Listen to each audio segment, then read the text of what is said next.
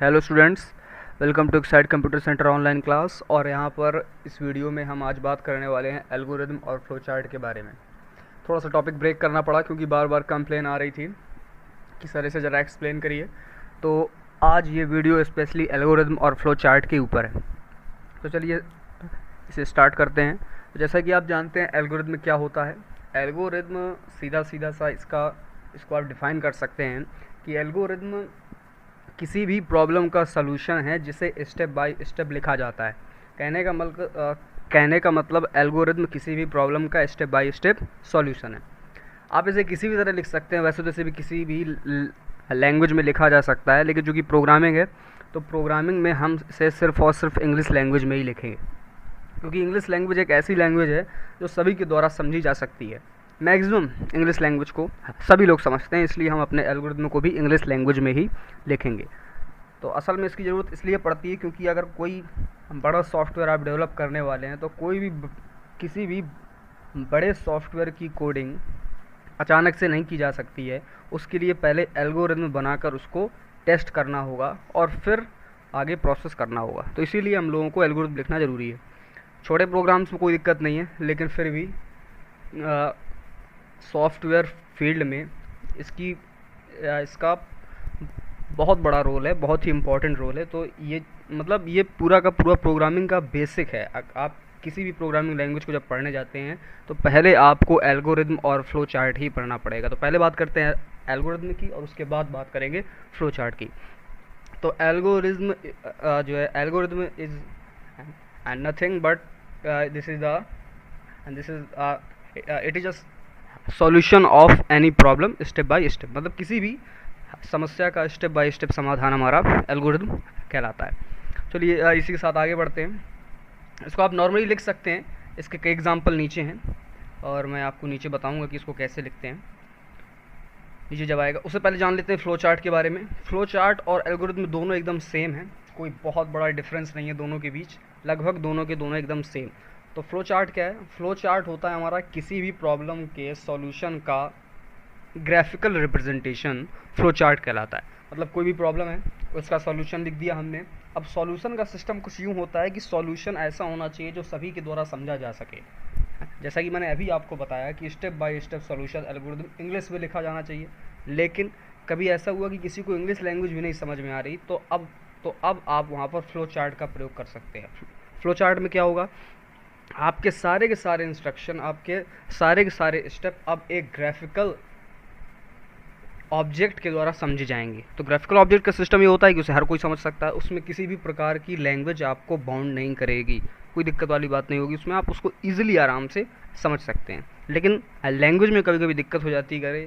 Flow chart algorithm तो इस language में हो गया, अब हमें ये लैंग्वेज आती नहीं, तो उस जगह पर आप फ्लो चार्ट का यूज़ कर लीजिए, क्योंकि फ्लो चार्ट में किसी भी प्रकार की कोई स्पेसिफिक लैंग्वेज नहीं है। वहाँ सिर्फ और सिर्फ आपके ग्राफिकल ऑब्जेक्ट द्वारा किसी भी प्रॉब्लम के सॉल्यूशन का रिप्रेजेंटेशन है, तो उसमें आपको कोई दिक्कत नहीं होगी। तो दोनों सेम है। जो आज उनके बीच का की पॉइंट है वो यही है कि नॉर्मल जो सॉल्यूशन है स्टेप बाय स्टेप वो हमारा एल्गोरिदम है, और जब हम इसको किसी भी प्रकार के ग्राफिकल ऑब्जेक्ट से रिप्रेजेंट करते हैं तो ये हमारा फ्लो चार्ट बन जाता है। फ्लो चार्ट किसी भी सॉल्यूशन का किसी भी प्रॉब्लम का फ्लो चार्ट बनाने से पहले आपको यहाँ पर 2-3 चीज़ें आनी चाहिए। तो 3 चीज़ें इतनी हैं जो मोस्ट इंपॉर्टेंट चीज़ें यहाँ पर होती हैं, वो आपके सामने यहाँ पर दी हुई हैं, आप इसको देख सकते हैं। और हो सकता है जो बच्चे पढ़ चुके हैं उनको ये आता भी हो।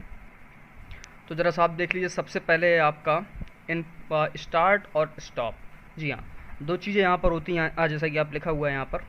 ये जो आपका स्ट्रक्चर है या फिर जो आपका ग्राफिक है या फिर जो आपका ऑब्जेक्ट है वो है ओवल आप जानते हैं, थोड़ा सा पूरा गोल नहीं, ज़रा सा राउंड टाइप, ये आपके सामने बना हुआ है। तो इसका यूज़ करते हैं use to represent start and end. मतलब किसी भी प्रोग्राम के जो स्टार्ट के लिए और किसी भी प्रोग्राम के स्टॉप करने के लिए या किसी भी प्रोग्राम के एंड के लिए, दोनों चीज़ें यहाँ पर हो सकती हैं। आप स्टार्ट में भी इसका यूज़ करेंगे और जब उसको स्टॉप करने जाएंगे, जब उसको एंड करने जाएंगे, जब उसको ख़त्म करने जाएंगे, तो भी आप यहाँ पर इसका यूज़ करेंगे।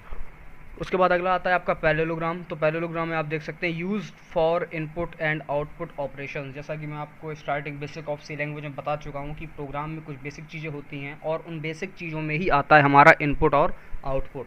मतलब अब जैसे कोई प्रोग्राम है वो किसी भी प्रकार के डेटा की मांग करेगा, जी हाँ बिल्कुल, आपको कोई ना कोई डेटा देना पड़ेगा तभी वो प्रोग्राम आपके डेटा पर प्रोसेस कर पाएगा।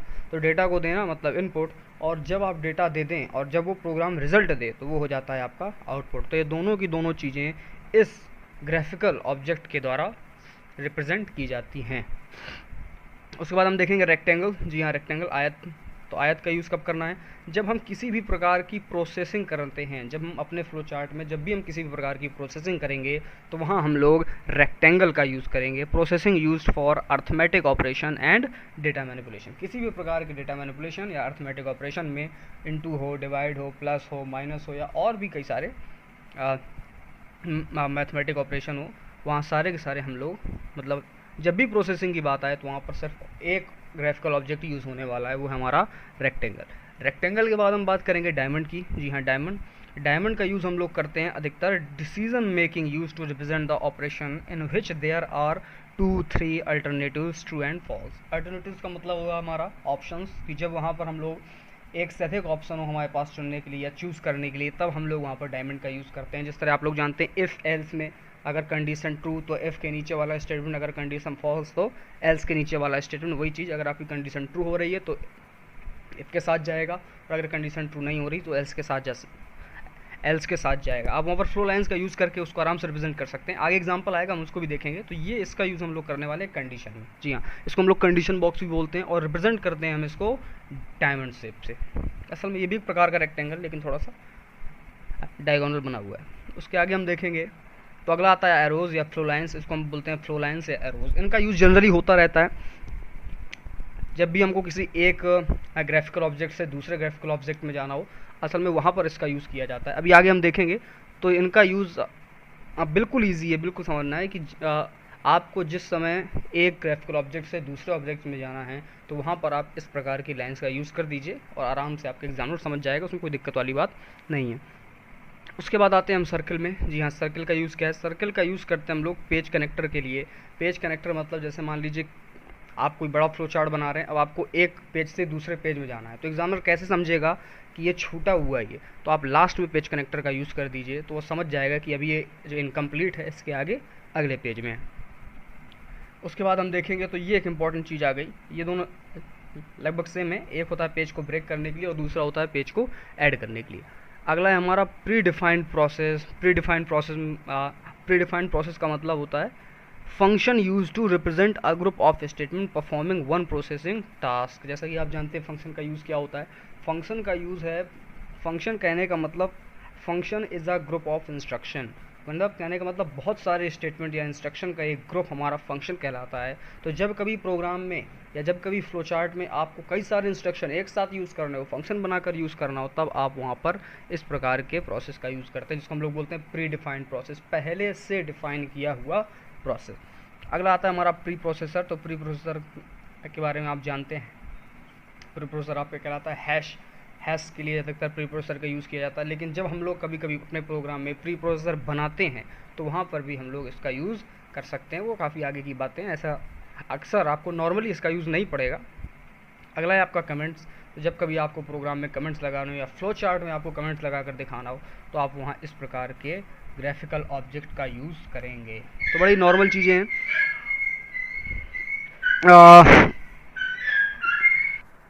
थोड़ा सा प्रॉब्लम होती रहती है, आप समझते हैं, इस समय दिक्कत है तो आप ज़रा से इसको डील करिए।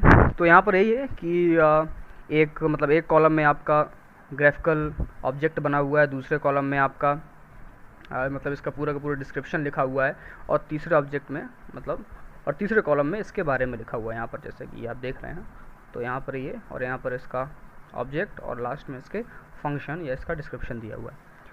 चलिए इसके बाद एक एग्जांपल देख लेते हैं, कोई छोटा सा एग्जांपल मिल जाए तो उसको यहाँ पर समझेंगे आराम से।